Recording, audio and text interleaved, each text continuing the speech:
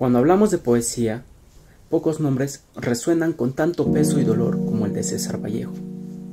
Él no solo escribió sobre el sufrimiento, prácticamente inventó un nuevo lenguaje para él.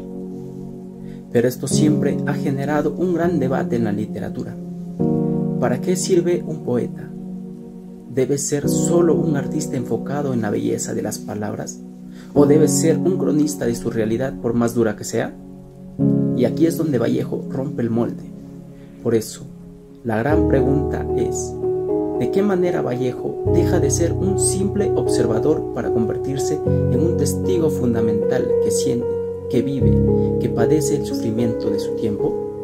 En este video, nuestra postura es clara. Vallejo asume el rol a propósito. Él no solo ve el dolor, sino que lo encarna.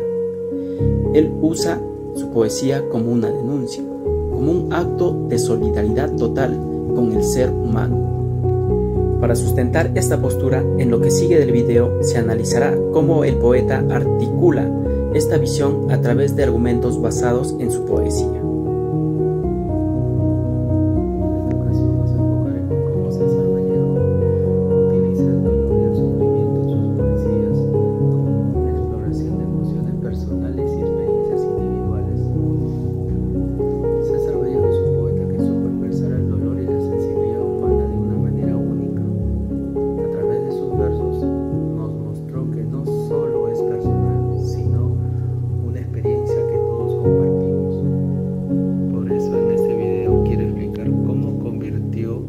César Vallejo el dolor y el sufrimiento en un mensaje de esperanza, solidaridad y amor a la humanidad.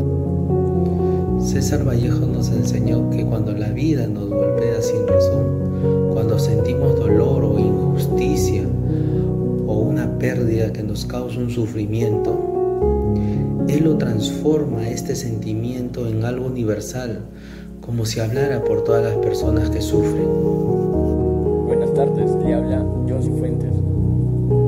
A veces la poesía no solo se escribe para expresar lo que uno siente, sino para decir lo mucho que no se atreven en decir. En este sentido, el poeta se convierte en una voz colectiva e en su conciencia habla del dolor compartido. En el texto se habla de una diferencia importante dentro de la poesía.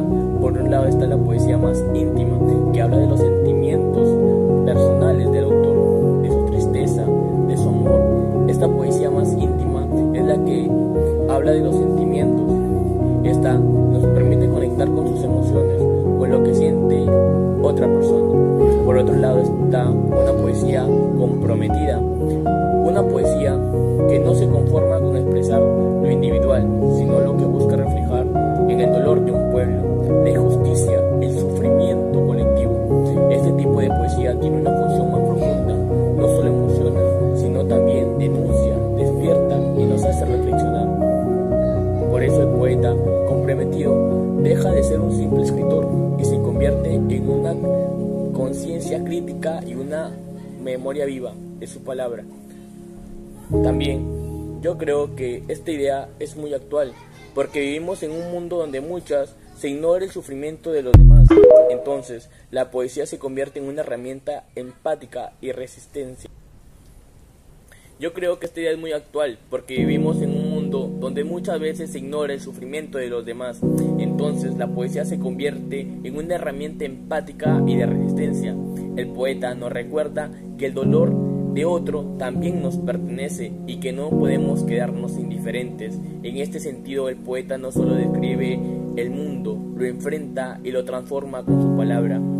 Esta idea se refleja claramente en su obra de César Vallejo, en su poema Los Heraldos Negros, cuando dice: hay golpes en la vida tan fuertes, yo no sé. No está hablando solo de su propio sufrimiento, está hablando del dolor humano en general, en esos momentos en que la vida nos golpea sin razón. Y en la escena miserable vemos al poeta cuestionando a Dios y mostrando la desesperación del ser humano ante el dolor y la injusticia. Ambos poemas nos muestran a Vallejo como un poeta que siente por todos, se convierte en su angustia y en su testimonio universal.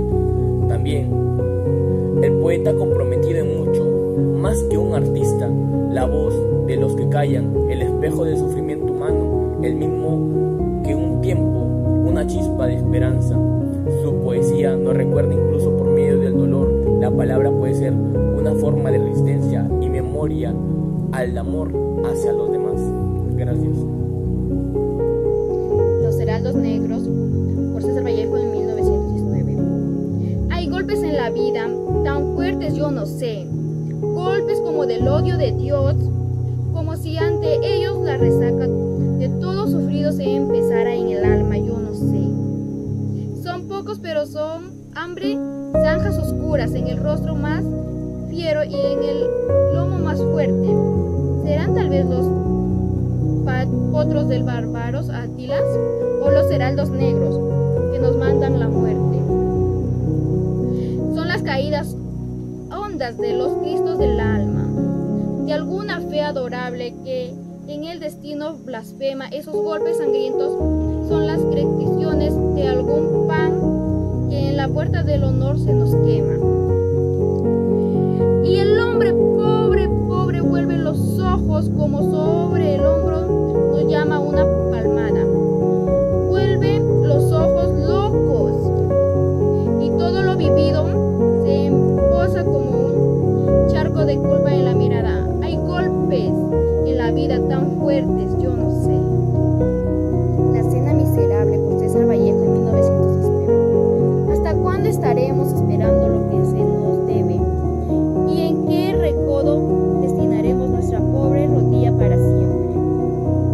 ¿Hasta cuándo la cruz que nos alienta no detendrá sus remos? ¿Hasta cuándo la duda nos brindará blasfemia por respuestas? El polvo, este vivo polvo humano, esta carne de yerto nacimiento, ¿no sufrirá hasta la garganta donde la pena se nos ahoga en llanto? ¿Hasta cuándo la cena miserable, el pan nuestro de cada día, Señor, lo habremos comido en vano? Oh placer de sufrir, morir y amar, oh placer de haber sido y no ser ya, oh placer de ser y de saber que el alma es inmortal y en que arde en la carne. ¿Hasta cuándo la cena miserable? La figura del poeta como testigo del sufrimiento humano, mediante la poesía, a lo largo de este tiempo, es como el espejo del alma humana, que manifiesta dolor, esperanza y lucha interna del ser humano. Sino que el verdadero poeta trasciende del individualismo para convertirse en un canal o medio de la memoria colectiva. Su palabra no solo nombra el dolor, sino que la dignifica y lo transforma, creando conciencia en la humanidad, logrando hacer reflexionar la conducta muchas veces de este mundo indolente, de este mundo ajetreado, ¿no? En que muchas veces dejamos al olvido o no percibimos, ¿no?, el dolor ajeno. Vallejo, a través de la poesía, nos enseña que es un refugio, ¿no? Y que también, ¿no?, poder usarla como una trinchera, como se dice, que a través del lenguaje se convierte en un acto ético, ¿no?, y de resistencia. A la pregunta, ¿debe el poeta limitarse a expresar sus emociones personales o asumir la responsabilidad ética de representar el sufrimiento de los demás? ¿No? El verdadero poeta es aquel que trasciende, es aquel que deja legado, deja historia, ¿no? De que ha usado ese mundo interior para alzar la voz por quienes no lo pueden hacer, ¿no? Es empático, ¿no? Es como un eco universal. Es por eso que a lo largo de tanto tiempo, ¿no?, sigue vigente, ¿no?, la obra, en donde él interpreta a la humanidad en su totalidad, ¿no? Según Octavio Paz, el poema surge de la necesidad de comunicarse con los demás y compartir la soledad, ¿no? Lo que él recalca, ¿no? Igual tenemos los heraldos negros, ¿no? Que expresan la crudeza de la extinción humana, ¿no? Con las frases, con los versos, hay golpes en la vida tan fuertes, yo no sé. La poesía puede convertirse en una voz colectiva. Igual también tenemos el poema de Trilce, ¿no? Que usa un lenguaje innovador donde denota desesperación, incomprensión del ser humano, ¿no? En todo este legado, ¿no? Que demuestra, que denuncia, que consuela y otorga sentido al sufrimiento compartido por toda la humanidad, es una poesía nacida de ese dolor colectivo, que no solo conmueve, ¿no? Sino que también incomoda muchas veces, que sacude, que nos hace despertar, ¿no? De la rutina, de lo que muchas veces nos enfrascamos en nuestros problemas, ¿no? Y no nos damos cuenta en lo que se está convirtiendo, ¿no? El mundo, ¿no? En síntesis, ¿no? En síntesis, la figura del poeta como testigo del sufrimiento humano no es improvisación ni elección estética, ¿no?